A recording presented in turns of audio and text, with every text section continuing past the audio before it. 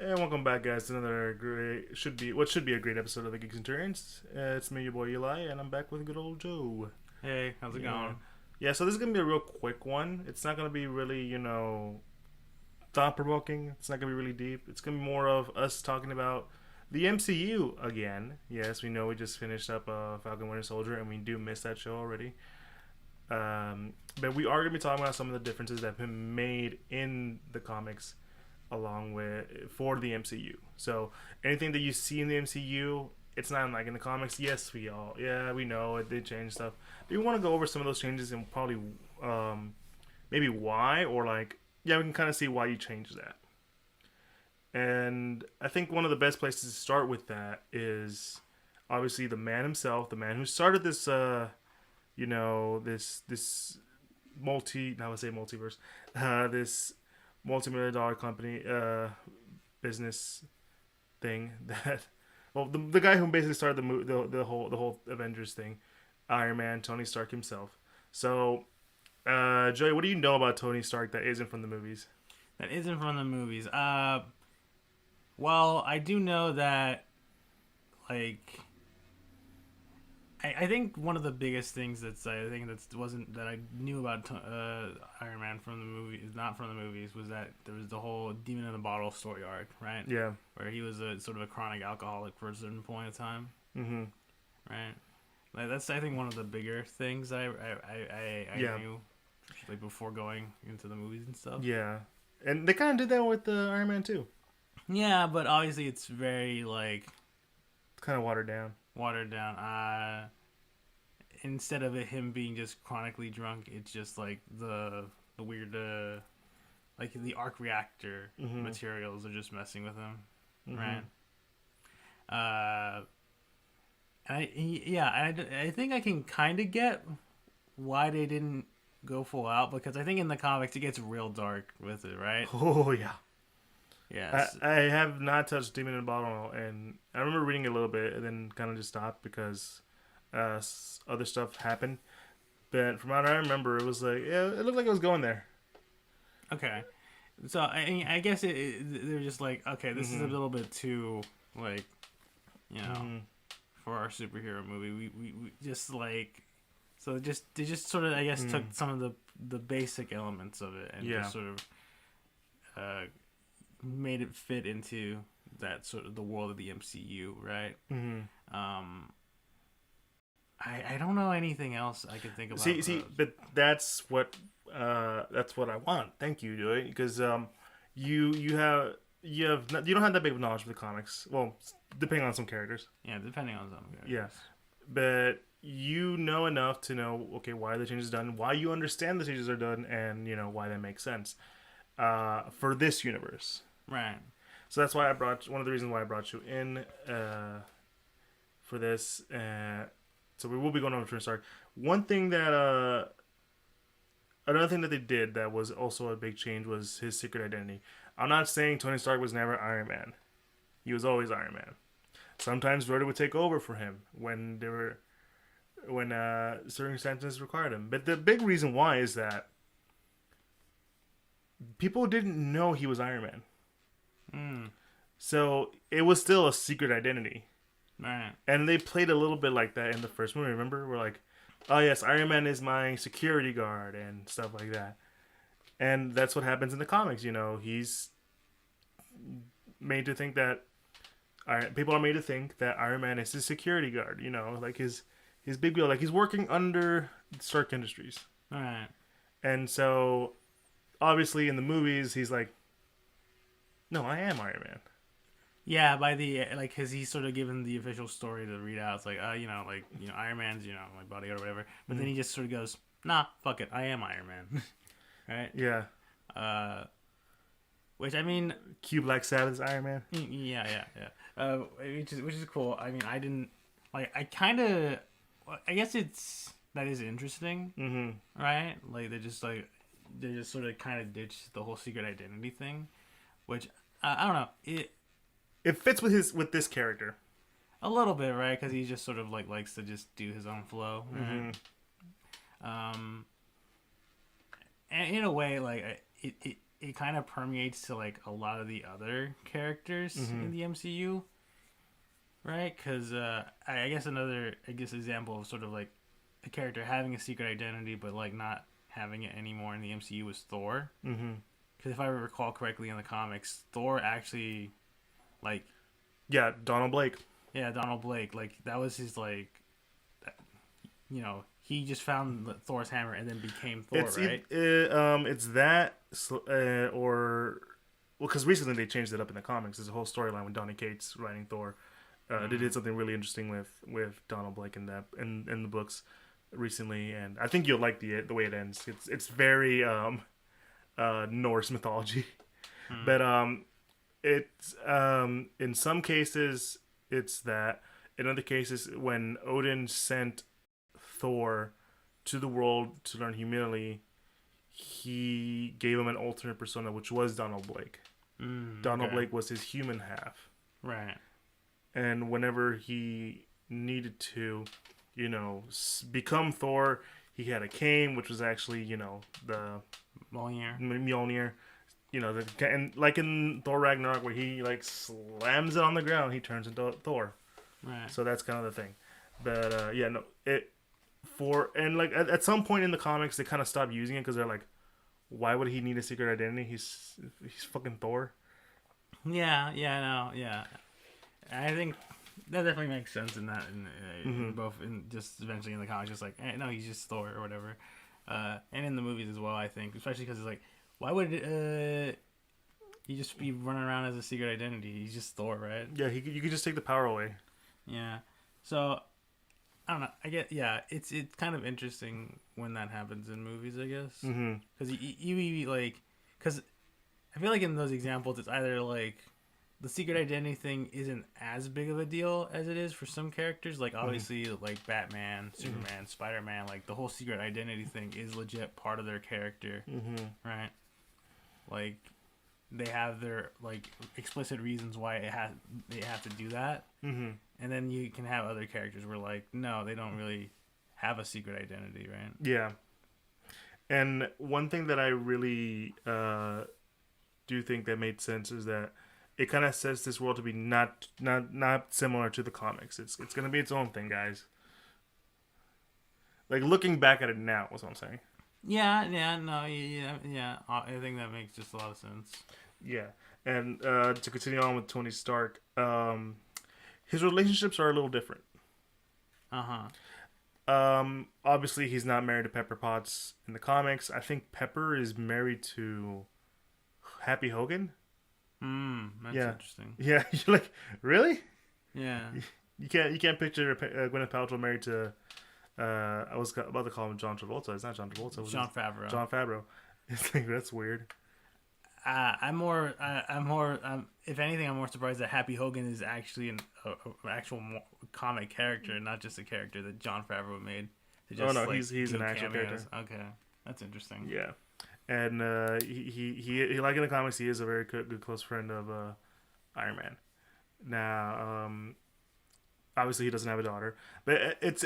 I think the reason they let him be in a relationship because it just kind of humanize him more instead of being like the usual playboy, always getting with different girls or whatever. I mean, I think that sort of is just all in for just character development, like over time. Like Tony, it's just an evolution of his character arc throughout all the movies, right? He goes from like a very crazy playboy to being like, no, I like Pepper, and and he just settles down with her and stuff, right? So like it's a character arc you see throughout that's throughout all the movies, right? Now I'm not saying they weren't a thing because I'm pretty sure they were a thing in the comics. I mean, yeah, okay, yeah, it can happen. Comics have always been. I mean, I think he recently dated Wasp. That's interesting. Yeah, that's weird. Yeah, but it's just I think in the terms of the MCU and I guess for his relationship, it's very much like, like we have a finite end to Iron Man's character that we know we have to do. Yeah, we can't just like keep it going like we did in the comics. Yeah, where like any writer can come in and change up the the storyline, write their own little ideas for a story, or change like core elements of the character. Because like the thing about Iron Man is like we've heard so many stories about this, about Kevin Feige's main thing with Iron Man is that he had to prove to people that Iron Man wasn't a robot. The fact that at the time Iron Man was kind of like a B-C list hero, like you only would see him on either his own books or like Avenger books, but like even then the Avengers didn't sell much compared to something like the Justice League or other like team books like X-Men. So like it's obviously like we needed to change up a lot of stuff with Iron Man. And it made sense for the comics because like you can go on and on and on, different iterations, different people say, because like so many people have written for Iron Man. It's like they all have their own idea of how Iron Man is, and you can kind of see that in the movies because like Iron Man is more of the character of Iron Man is more Robert Downey Jr. than it is Tony Stark. Yeah, you could argue that, especially since I think obviously a lot of people, I think in this sort of generation will just go out and just say like, they might make maybe the future Iron Man movies with like they might reboot everything and have like a different actor playing Iron Man, but like I think for it was like for our generation or whatever, it's like, oh yeah, no, Robert Downey Jr. will always be Iron Man. Yeah, right? he was the selling guy. He was like the big guy in the whole franchise, and most of it was just like him being himself. Yeah. Because like Tony Stark isn't like most of the time in the comics, Tony Stark is not like he is in the movies. Is character wise. Nowadays, they kind of lean more to the way he is in the movies because like. Gosh darn, that Robert Downey Jr. is so likable. Yeah. It's kind of funny because you saying that just reminds me of I guess the Ultimate version of Nick Fury looking like Samuel L. Jackson, and so they just decided, screw it, why don't we just make Samuel L. Jackson Nick Fury in the movies? Yeah. It's like, why not?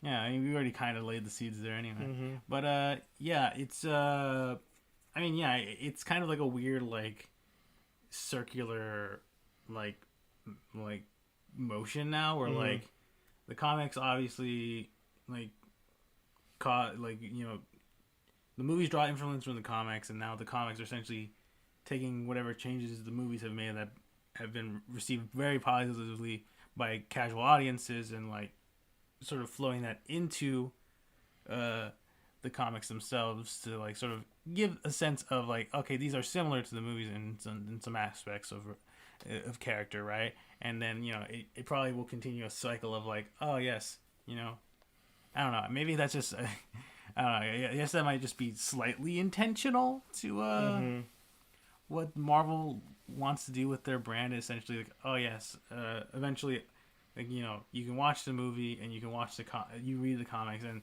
they obviously will be different, but you can easily tell that these are characters, right? And I think the reason no, I don't think it really works with when they do the changes in the comics because like it's too much changes, But sometimes some of the changes are fine. Like if you read a Guardians of the Galaxy book in the last like 10, 20 years, they're nothing like they are in the movies. Until like the movie hit, they're like, okay, this is the new Star-Lord, This is how he is now because the cool, 80s music loving kind of guy. But back then in the comics, he was like a very serious dude. Yeah. Like, go watch Avengers Earth's Mighty Heroes. Like, it's on Disney Plus, and they have an episode with the Guardians of the Galaxy. That's how I remember Guardians of the Galaxy. Yeah, I think that was my I think that was like a lot of people's first exposure to them. And yeah, you have the talking tree. You have Rocket Raccoon who has like an Australian accent, if I recall. Yeah, something like that. Yeah, and Star-Lord is definitely like super like very much like, no, we ain't here to play games. All right, I don't know. That's yeah, I will admit that's always been like one of the more interesting like changes they've done for the MCU. Yeah. Now, granted, I think most of those are from what's his name? The director, I'm forgetting James names. Gunn. James Gunn, his take on them, making them more interesting. But some of us like the old one, but I think it was one of the more interesting changes that they've done that makes sense for the movies. Yeah, I think it's more sort of like I think a lot of it does have to do with like, okay, these are characters that only hardcore comics fans will even recognize. Mm-hmm. I think we're allowed to go a little crazy with them because obviously they were the bottom. They were one of the bottom tier ones. Yeah, like obviously it's like, okay, how are we gonna sell a talking tree and a talking raccoon to a casual audience? Let's just go a little out there with these characters and stuff, right? And it definitely worked. Like obviously, we see them in Guardians of the Galaxy 2. We see, obviously the crossover in the Avengers movies, and we are gonna get a third one. So obviously that sort and of a Christmas special. Yeah, I forgot about that on Disney Plus or whatever. So yeah, it's very much like, yeah, that sort of change really hit a chord in terms of like these are just crazy, like wacky characters that we just gotta like. You just gotta like, I don't know. It's just like, I think I remember when Guardians of the Galaxy came out, and I was just a little like, I can't believe they made a movie with a talking tree and a talking raccoon and make it good before DC ever thought about making a freaking Wonder Woman movie. It's like, how did that happen? Yeah, it's like, what are the events that made DC so slow on the uptick of like, what would really sell? A female superhero? Nah, we just gotta keep selling Batman. That's what makes us money. Because Batman makes money. Yeah, I mean, he does. Yeah, it's not wrong, but just yeah, I don't know. It's super interesting just seeing that whole change. Right? I mean, to move on to before we move on to that, I think the one thing about the fact that we were able to accept a talking tree and a raccoon, and yeah, people, we know it's been talked to death.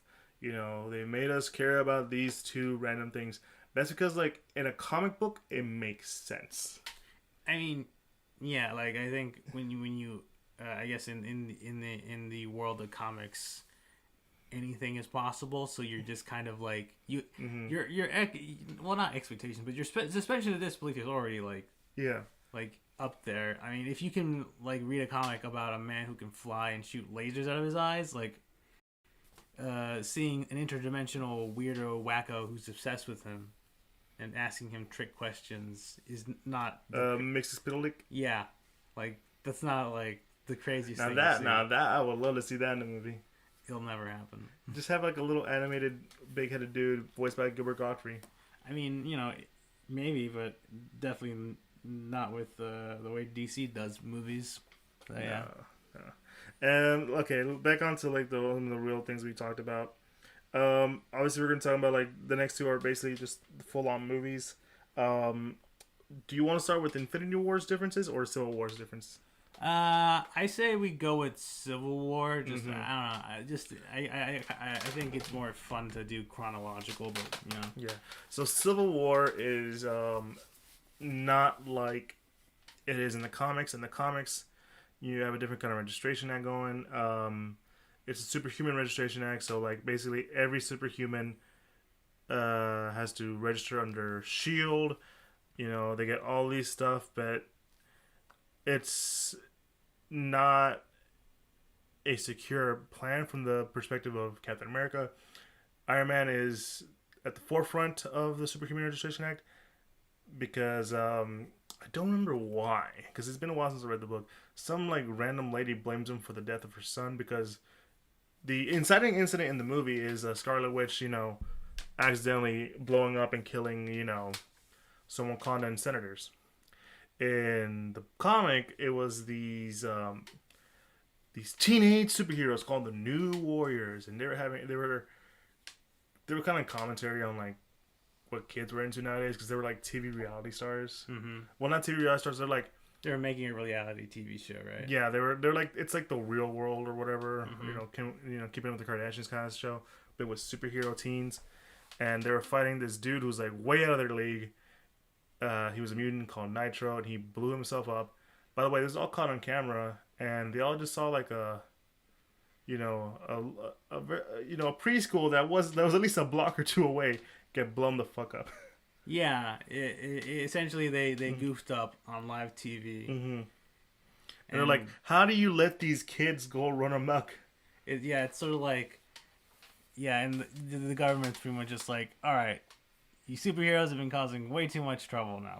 Too much collateral damage. Yeah, you gotta rein it in, and that's very much similar to what happens in the movie, obviously, because it's not necessarily like the whole thing with Wanda and the Wakandans is sort of like the glass slipper falling off, where like you had the scene in Civil War, the movie, where like General Ross just shows a sort of a slideshow of like, look at all of the shit you guys have fucking New York, Sokovia. You guys let a fucking a country almost fall into the earth. Yeah, like a whole country's just gone now, right? So obviously both the movie and the comics just sort of like go on this whole thing of like, we need to keep you superheroes in line, essentially. Mm-hmm. Now a lot of people feel a little upset that it wasn't as big as Scope, or the Accords make any sense towards the latter of the story. But I disagree. I think the story did a lot better than the comic. A lot of people feel that way too. Yeah, I think from some people, like, I think what you said about like some people being like, it's not as big as the comics, because I mean, the Civil War comics were essentially just this one big huge crossover event where just like, obviously it was like a very much like a pick a side, and like you would just see like comic pages of like just all these heroes on one side, all these heroes on the other side, and like a whole sort of actual like basic Civil War. And like I guess like the common joke that people make about the Civil War movie is like, it doesn't seem like a Civil War, more like it's just a civil conflict, if you will. But I mean, at the same time, like you kind of understand, like within like in retrospect, like yes, it makes sense that like the in order to help set up for Infinity War, like to have essentially something that like breaks up the Avengers in a way. Like, and obviously, Age of Ultron also just hints at like, okay, there's very clear divisions within the Avengers that like, not everything's all right with the group, right?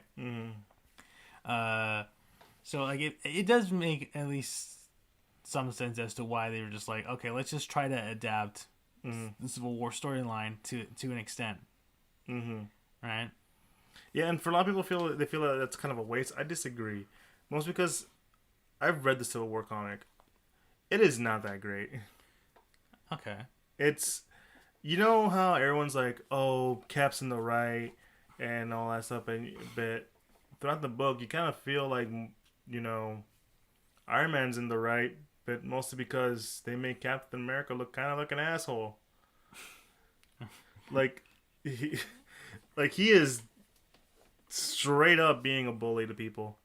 Like there a moment where like the Young Avengers, Cassie, Ant-Man's daughter, the second Ant-Man, Scott Lang, she's like, Cap, I don't think I want to do this anymore. And he's like, you're a traitor. You're a traitor to the cause. Get out of here. And I'm just like, whoa, hold up now. Cap wouldn't say that. Cap wouldn't do that. He would be understanding. Yeah, I think that's because I think the idea of Civil War is super cool, but I'm guessing in the comics it runs the ground kind of fast. Yeah, like you have to, because essentially it seems like you have to like make certain characters be out of character in order for the Civil War conflict to make sense. Yeah, and that is very indicative of both in the comics. But both, I mean like both, Civil War 1 and Civil War 2. Right, because I think around the same time they were making Civil War, the movie, they decided to make another Civil War for the comics. Yeah, right? and that one made no goddamn sense. And it was just basically character assassination on Carol Danvers' part. Oof. Yeah. Because it's like, okay, in Civil War 2, here's a Inhuman who's basically the plot of Minority Report. Right. Let's let's have him decide on whether or not we should arrest this person who may or may not be part of Hydra. Okay. And because of an exciting incident that involved Captain Marvel and some of her team fighting Thanos, leading to the death of Rhodey, who was her boyfriend at the time, I think it still is, she's like, oh, no, I'm more for this now. Like, I can never let that happen again, and I guess she sort of goes a little too crazy with power. Yeah. No, and also it's also one of those things where, like, yeah, but Carol, Rhodey died because you followed this guy. He's told you Thanos is going to come and, like, beat the shit out of you guys. So you're like, well, no, we'll prevent it. We'll strike first. And I'm like, Carol, no. Did you learn nothing? Yeah. That seems kind of bad. Yeah. And it's also like really, they just, like, we're fighting over a guy who can, like, predict the future, but, like, even he's not sure of it. Because I'm imagining, like, I don't know. Usually, a lot of the plot lines involving characters seeing the future, sometimes their future powers just don't work, Or just they perceive it the wrong way. Yeah, where it's like, that's what that meant. Yeah. Also, it's the chance of probability, so you know it's a very skewed probability. Yeah. So I mean, you know, and like, can't wait for the MCU version of that. Oh God, no! Please don't. That should never be touched. But like in the movies, they made it sense. Like, listen, the government wants us to follow their orders, you know. But if there's a place, say, in like Europe that needs us, and we can't go, then how can we help? We can't be tied down by the government. We're not members of the U.S. government. You know, all that kind of stuff. Yeah. All the stuff that Steve is saying, that makes sense. Yeah, in Civil War, they definitely build it off of it's an ideological conflict, essentially, of like, because Iron Man and Cap both have, you know, very convincing arguments, right? Mm-hmm.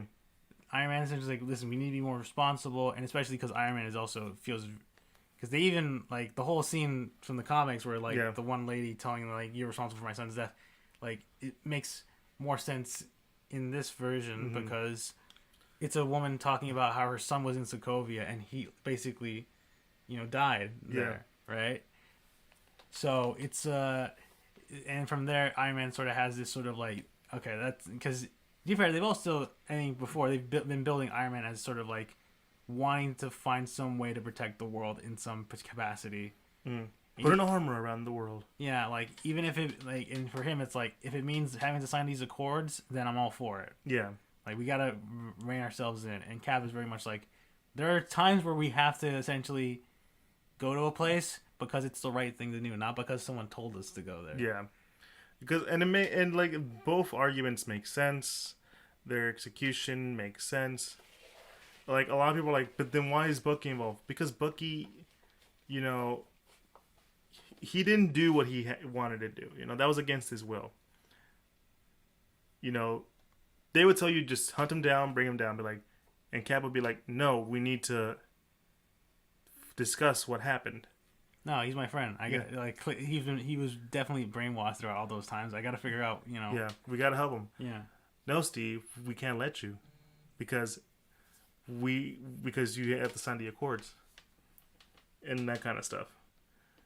And yeah, I guess you can say that, you know, the accords are meaningless because even, like, Iron Man breaks it because he goes to find, you know, Cap and Bucky up in, what was that? Russia, I think. Russia, yeah. So yeah. So that's because he's like, okay, Cap, you might be on the right. I'll follow you this time. Yeah, I mean, you know. Like, in context, it makes much more sense. I think what people wanted wasn't the exact, you know, reasons and stuff like that. Yeah. And so I guess this time we'll move on to Infinity War, which, Joey, so you read, so it's funny because it's called Infinity War, but it's not really Infinity War. Yeah, because I think we might have mentioned this once before on the podcast, but the Infinity War storyline that happens in the movie is more reminiscent of Thanos' Quest and the Infinity Gauntlet comics rather than because there is an Infinity War comic, but it's not at all related to the movie. No, it's Adam Warlock fighting the Magus, who is his evil future self. It's very bizarre, that one. They did the thing that happened with Age of Ultron, where they just took a title from the comics that sounds really cool for the movies, but not do much with it, because obviously Age of Ultron is its own story, and with time travel and Wolverine involved. Yeah, that's the whole thing. Well, Age of Ultron, the movie, is just not that at all. It's just something completely different, which, I mean, is why we aren't going to talk about it. We might talk about Ultron himself, but, that's like a 5-minute thing. Yeah, but, like I said, it's very... Infinity War is more sort of Thanos Quest / Infinity Gauntlet, because Thanos Quest is basically just, he's sort of, in the comics, like, wanting to prove his love for Lady Death, is decides to, screw it, I'm going to go find all the Infinity Stones. And, it's basically just him doing all that stuff. And there... In the Infinity Gauntlet storyline, obviously he creates the Infinity Gauntlet. He snaps half of all life. Well, at the beginning of the Infinity Gauntlet, he already has all the stones. Well, yeah. Which is like throughout the movie, it's him getting the stones, because I think. Yeah, that's why I mean when it's like Thanos Quest, yeah, right? Yeah. Like that's the portion, and by the end, you get like essentially the beginning of Infinity Gauntlet. Yeah, it is. It's funny because I talked about this before in a previous episode. Is that the snap is more effective in the movie than it is in the books. Yeah, because if you were to just read the Infinity Gauntlet comic just as is, there's not a whole lot like time spent on all these people are missing. It's more sort of like, okay, we got to stop Thanos like right now, right? Mm-hmm. Adam Warlock has the plan. We got a plan to follow, and we're gonna follow the plan. Yeah, very much. It's sort of set up like that. Meanwhile, obviously, Infinity War definitely sort of hones in on like, oh yeah, no, this would be really like tragic and shit to see this happen, right? So, which is probably the smartest take to have with that storyline. Yeah, the full just focus in on like the weight and the gravity of half of the universe just turning to dust, right? Yeah, because like in the comic, they don't even stop the snap because they don't even know what's happening. Yeah, because all Earth's heroes, everybody just minding their own business, and then it's just people just start disappearing. It's like, and they don't even dust; they're just like. Yeah, they just sort of pop out, which I guess I'm assuming just for time's sake, not to draw every single person just slowly turning to dust. Right. It's just easier in a comic sense to just like have them disappear for a panel, right? It's like the mother I saw carrying her child disappeared along with the child. Yeah, so I mean it's because like it's more in the comic the snap is more indicative of the power that the Infinite Gauntlet has. Like it's used as a plot device, or is the word plot device, or just it's more of the inciting incident in the comics. Yeah, it's the inciting incident. It's the reason why they're all getting together. Yes, we already know that. Same thing like in the movie, but it's not as amplified as it is in the movies, because like when the snap happens, we're all like, oh my god, we're seeing all our favorite characters turn to dust, and we're really taking in the gravity. That's because we already know what can happen. They talked about it so many times. In the comic, it's like, they're gone. That's it. We don't have the time to sit and take it in, because it was just made to, like I said earlier, show you the power of the Infinity Gauntlet. Yeah. Also, there's some characters that aren't show up. Mephisto's not in there, shockingly. I mean, yeah. The whole storyline within Infinity Gauntlet, of course, is not just the Avengers show up to try to stop Thanos, and they sort of are able to.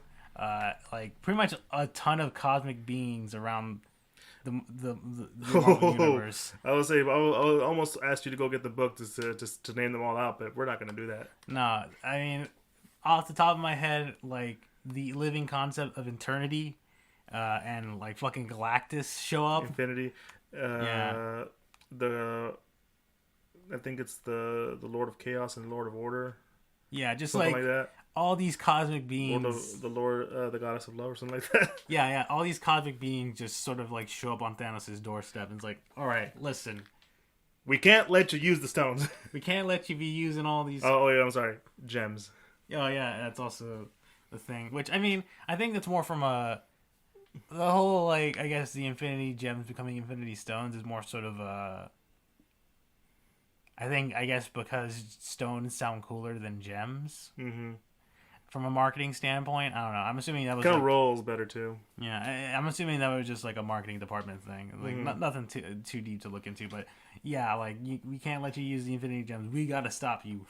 Mm-hmm. Which is honestly like probably the coolest part of the comic. Mm-hmm. And obviously they couldn't really do that here because then we would have to be fucking explaining like who the fuck Galactus is. What the hell is all these living embodiments of all these base concepts doing here? What's all this madness about? No, it's even funny because in the comic, Walter the Watcher shows up and he's like, "I am explaining to you the events that are happening with Thanos fighting these celestial beings and omnipotent beings and stuff because the human mind cannot comprehend what is going on." And I'm just like, yeah, they couldn't do that in the movies. No, it'd just be a flow of colors.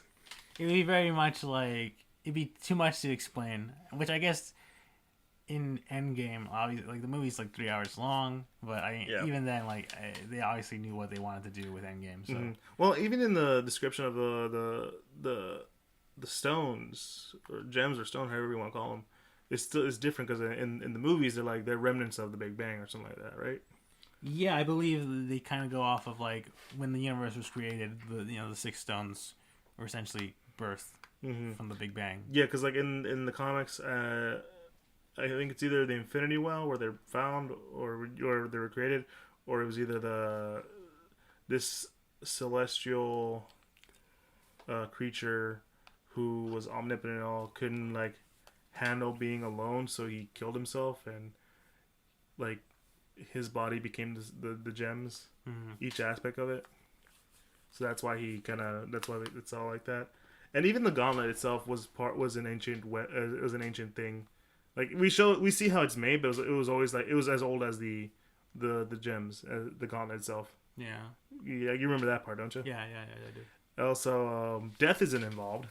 And yeah, which is like honestly, that's sort of the biggest change of like Thanos' motivations in the MCU compared to the comics. Which I mean, I guess it's interesting. Because in the comics, like I said before, Thanos is really infatuated with the living embodiment of death, who's a woman, and he wants to essentially impress her, right? And she's very much like, I don't really care. She's like, please date me, ma'am. I'm not gonna. No, I'm gonna make a lot of inappropriate jokes. I'm not gonna go there. Yeah, but it's very much like he's just really trying hard to like impress Death, and it's like, like I don't know, maybe try to like, wipe out half of the life on the universe because there's just too much life these days, and it's like she's Death. Of course she'll love it. Yeah, it's like she loves Death. Yeah. And even with like I'm talking about she loves herself. I mean, yeah.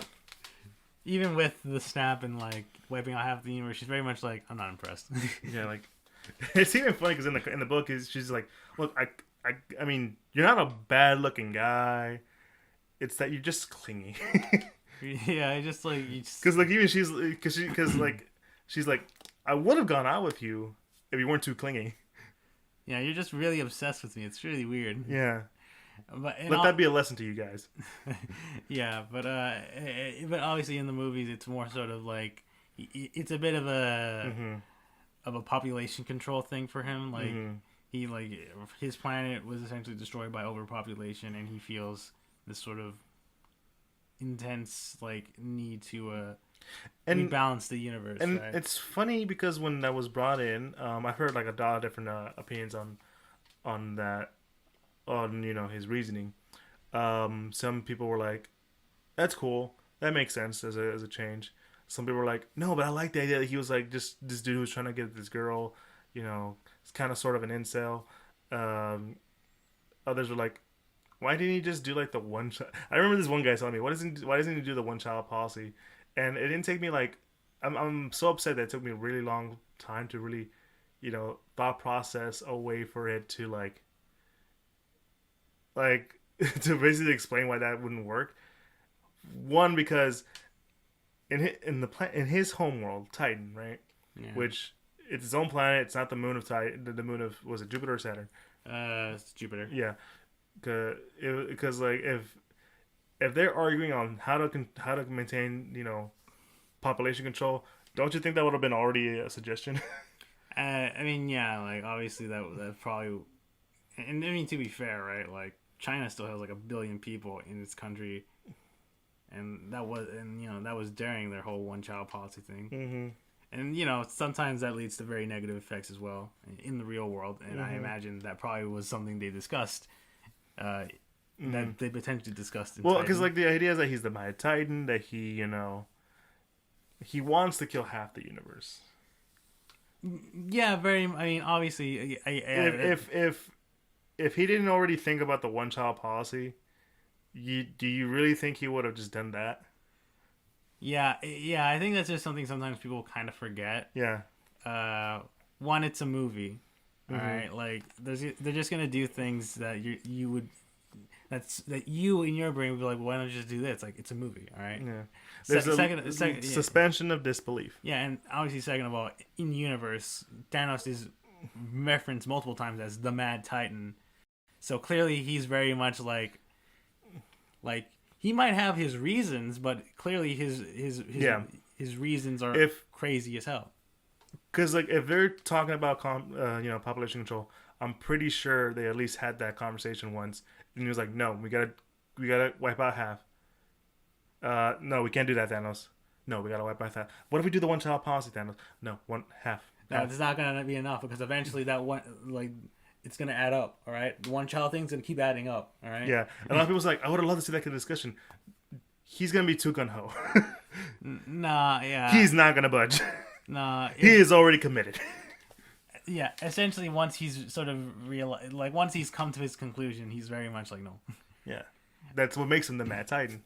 Yeah, you can't reason with a Mad Titan. Like in the comics, it's like, oh no, he's just crazy as fuck. Yeah, no, obviously. Yeah, but so the death not being in it, how do you feel about that as a change? I mean, it works within the MCU, but at the same time, it would have been kind of interesting. Yeah, because to be fair, they could have set it up. Mm-hmm. Right? They definitely had chances to set up that whole plot point motivation, but I think it might have been just two reasons. I think, in my opinion, that why they just went with that change. One reason being they kind of wanted a more, not say complex, because I guess maybe slightly interesting. I don't know, because I think one of the things about the MCU that a lot of people sort of criticize about it is sort of a lack of memorable villains. Mm-hmm. So I think for the MCU, they really wanted to push Thanos as a very interesting character, right? With these motivations and hypothetically, you can kind of understand where he's coming from, but obviously his methods are very much no, right? Yeah. So, which I think, is I guess for some probably wouldn't be as interesting as oh, he's just a crazy man who wants to appease the living embodiment of death. But at the same time, you can make that version of Thanos work and make him interesting. Mm-hmm. Right? See, I feel like at the time it would have worked, but nowadays, specifically now because we make fun of the word simp. I mean, yeah, I guess. Yeah, I mean, yeah, I guess that makes You sense. see where I'm going with, right? Yeah, I guess people would just kind of make fun of him for just being really into. Yeah, like you can he could be a compelling villain, but then at some point you're like, yeah, he can't get a girl. He's all doing he like he's like he's just simping for this girl. It's the only reason he did it. Yeah, like there's an aspect of it where where it's a very compelling reason, but also it's one of those like it's just kind of funny.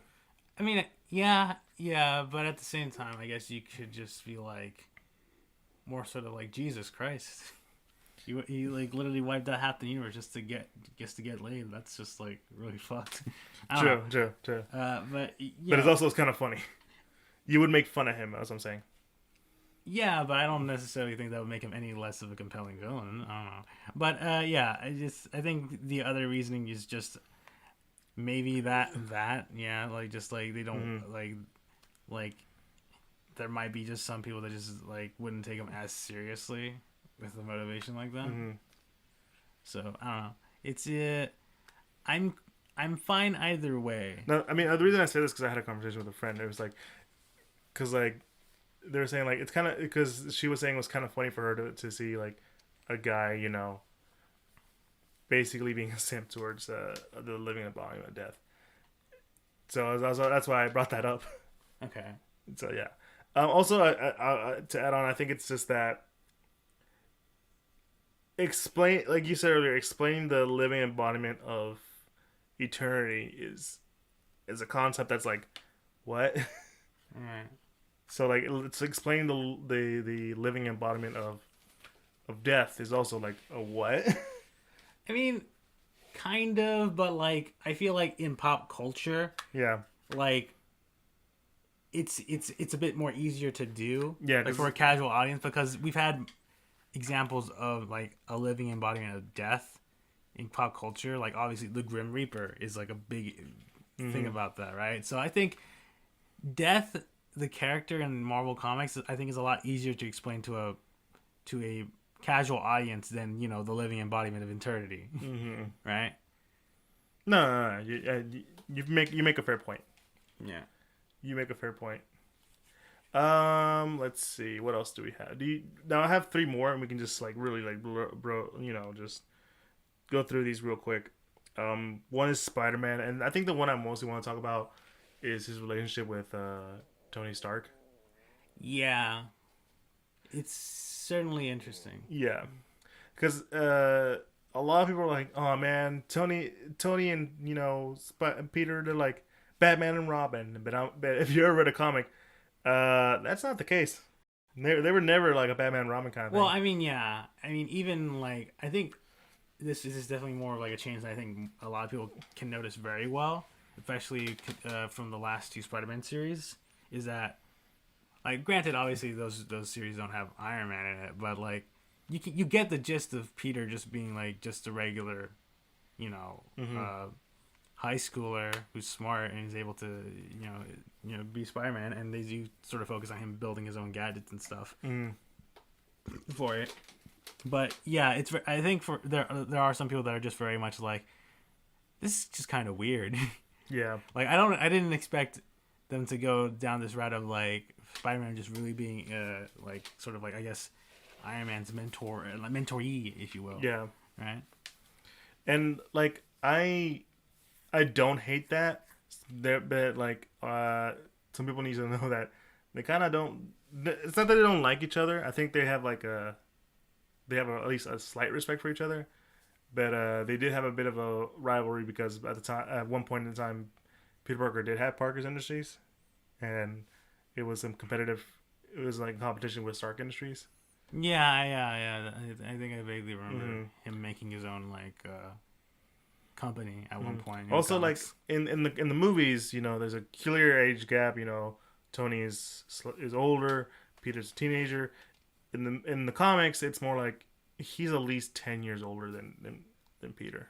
Yeah, like the age gap is not that far off. Yeah, it's like it's more like like I said, it's a understanding, and I mean I don't mind that in the movie sense because like it makes sense because like they're making Peter to be a young teenager in high school who, is learning about his powers. Why wouldn't he look up to an already established, superhero like Tony Stark? Mm-hmm. Because I'm pretty sure in the comics it was more of Mr. Fantastic because he's like the smartest man in the world. Yeah. And so, yeah, just change it out for Iron Man and there you go. Yeah, I think it definitely works in I think in the MCU, but at the same time, I think there are some people that are just like, man, I feel like they're just trying to. He's like a mini Stark essentially, right? Which some people kind of don't like. I don't like that either. Yeah, it's a little odd. Right? Yeah, well, I think it's because like they clearly do like a lot of stuff to make you think that. Because like remember in Spider-Man 2. Far From Home, where he does the build his own suit with like AC/DC playing on the background. Yeah, and it's like and Happy Hogan has like the look, like where it's like he just goes, "What?" It's like nothing, man. Just remind me of Tony. Yeah, pretty much. Yeah, and it's like, I mean, first of all, great scene though. Yeah, it's a good scene. It's a good scene, but it is just kind of like a little weird. Yeah, because like. One, they never had that kind of relationship in the comics. Two, it's like they really don't. It doesn't really. You like you said, you're making a Tony Stark Jr. There, it's because like Tony Stark Jr. I don't like it when people say that because like it takes away from like what Peter is. Yeah, who's like he's supposed to be the everyman. Like that's the whole idea of Peter Parker. He's the everyman. He's got issues with school. He's got issues with his job. He's got issue with his friends, love relationships, all that kind of stuff. That's all of that there. Yeah. So I really, I don't like that comparison, but I get why they did it. But I think it's people taking it to the extreme. They're like, oh, I love Peter and Tony's relationship. Yeah, I like it too. Don't like it when they clearly try to make him like a Tony Stark Junior. I don't know about you. What do you think of that? No, I definitely understand that sentiment. And I think I don't know. I guess I feel like half of the reason why they do it is always because of they really want to push Spider-Man, right? So like essentially like in a future-proof sense, like not necessarily that Spider-Man will become like a next Tony Stark thing, but more sort of like they want. Spider-Man to be sort of like the face of the MCU going forward. Obviously, that's obviously always going to be in limbo for a certain degree because of, Sony still having the movie rights, and it's a whole agreement thing that they have to keep on having to work out and stuff. But yeah, I definitely do think that. I think like sometimes I feel like they do things that just push it just a little bit too far. Right. Yeah, because I mean, like, it's not. I don't have a problem with him looking up to Tony Stark and wanting to be like Tony Stark. It's just like when he's being a little too much like Tony, it's like I'm not down for this. Yeah, I get that. And a lot of people will tend to hate that Tony's involved, but I'm like, no. But that's one of the things I like about Spider-Man. He's the everyman. You can see him doing stuff street level wise and big level wise. Yeah. He would talk to someone like Tony. He would talk to someone like Daredevil if they get him. He would be able to talk to. Now I don't know about the cosmic wise, but he would be able to talk to them. He's the in between guy, right? And it makes sense. Now, I'm totally down for whatever they're gonna do. I mean, most of the stories that involve Peter aren't really his high school years. Are actually more of his college years. It's like he's in high school for a little while. Now we go straight to college. And all that other stuff. Alright, quick one on Ultron and Avengers. Avengers, it's always a rotating roster. No one's really like a definitive always in member, except for maybe Thor, Iron Man, and Cap. That's because like they're kind of the faces of it, but they're not like Superman, Wonder Woman, and Batman. Yeah, no, like the Avengers has always been like rotating roster. I mean, heck, the first issue of the Avengers had Iron Man, Hulk, Thor, Ant-Man, and Wasp. And Hulk was only in for like a couple issues, then he left, and then brought in Captain America. Yeah, like which was his big return to the comics. Yeah, it's so obvious. Like they've like the Avengers has always just set up like this whole cast of rotating members essentially. So like I don't see that. So obviously picking who becomes an Avenger in the movies is obviously just sort of like very much like it's not that big of a deal, right? Because essentially, realistically, anyone can become an Avenger. But not everyone's an Avenger. Yeah, but not everyone's an Avenger. Yeah. Spider-Man tried so many times to be an Avenger. It took him to like 2000 to finally get in. Mm-hmm. And then they made Wolverine an Avenger at one point just because they could. Beast was an Avenger. Yeah. So like anyone can be the Avenger. It's not that big of a deal. Yeah, in the grand scheme of things, right? Like I think there was at least 2 Ghost Riders. I think it was I don't know if it was Danny Ketch or Johnny Blaze. They were an Avenger, and like currently now Robbie Reyes is an Avenger. And I'm like, okay, Blade's been an Avenger, which is weird. Yeah, that's kind of whack. Not whack as in like bad, but as in like it's freaking cool. Yeah, freaking weird. Yeah, but I mean like, so like it's like, but that's what I'm saying. Like not all the heroes are Avengers, because Luke Cage and Iron Fist didn't become Avengers until like, again, in 2000s, like after Civil War. Mm-hmm. And that's it. There's even some characters you're like, who? Like Swordsman. Yeah, no, that's definitely a who. Yeah. Right? I don't even know what that is. He was a former villain, turned good. He's kind of like Hawkeye, but with swords. Okay. And he was married with, to, what's her name from the Guardians of the Galaxy? The one that can, like... Mantis, because she's... I keep forgetting she's an alien, or she's actually, like, half alien. I think at some point she's like, half alien and half human. From Vietnamese human. Vietnamese person, I'm sorry. Yeah. That sounded weird. I apologize to all the Vietnamese fans out there. Because I'm pretty sure she is. And they have a kid and some weird shit. Yeah, no. Being an Avenger is oftentimes not a big deal. Because, like, anyone can be an Avenger. It's like getting a free coupon, I guess. I mean, I don't know if it's, like, that not big of a deal. Yeah, but, no. I mean, clearly it's like any hero can be an Avenger if they want to be an Avenger. If they're allowed to be. Yeah, right. There's not... Punisher's not an Avenger. I mean, I don't think he would want to be an Avenger anyway, right? It would make no sense. Yeah. I mean, Deadpool is because Captain America vouches for him. And last but not least, let's just go with Ultron. Yeah, his character and his origins are way different. That's just it. Yeah, like Ultron in the comics is definitely not the same as Ultron in the movies.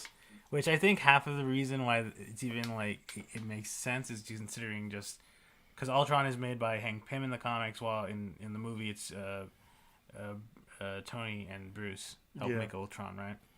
Yeah, no, it has a lot of characterism from Tony, which is very similar in the comics. Where actually it's a lot worse in the comics because it's based on the brainwaves of Hank Pym. It's basically all the dark messed up stuff that is Hank Pym in a robot body.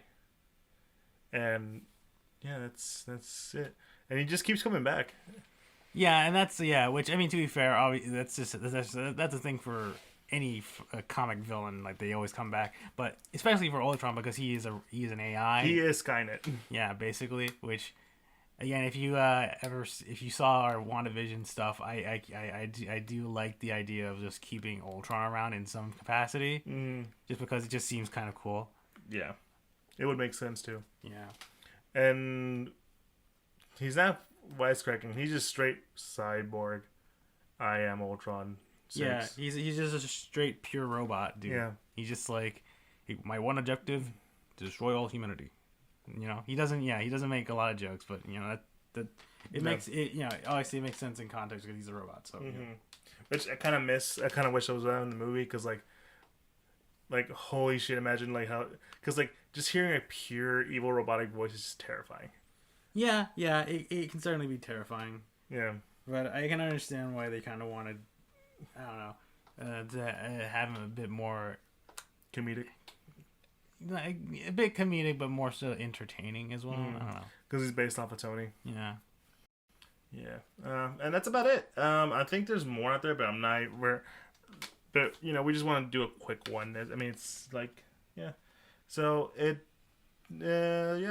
just that's just it. Yeah. There's more out there, but it's like we really have to do like a in-depth talk and research into all of it, and I just sometimes, and I barely have the energy for it sometimes. Like, I guess if you really wanted to like look at all the differences between the MCU and the comic and Marvel comics, then there's probably a Wikipedia page out there. These were I think the ones that we always thought were like interesting, or like to talk about, or like more well known, I guess. Right. So if you want to go into like some bizarre, like insane details of just like stuff that even we would be like, all right, is that big of a deal? If is it a change, right? Most times we're like, nah.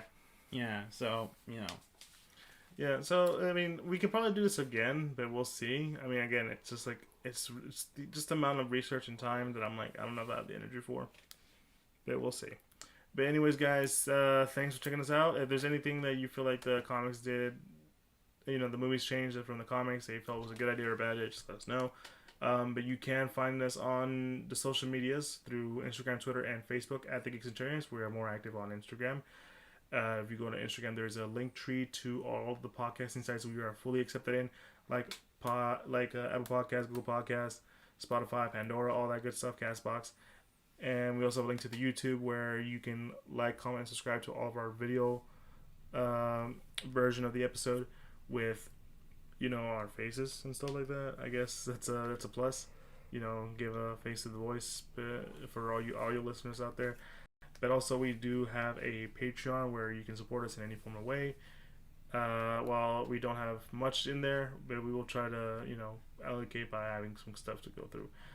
We do want to do some more crazy stuff, but considering the times and considering the situations, we might not be able to. But with your help, we probably can.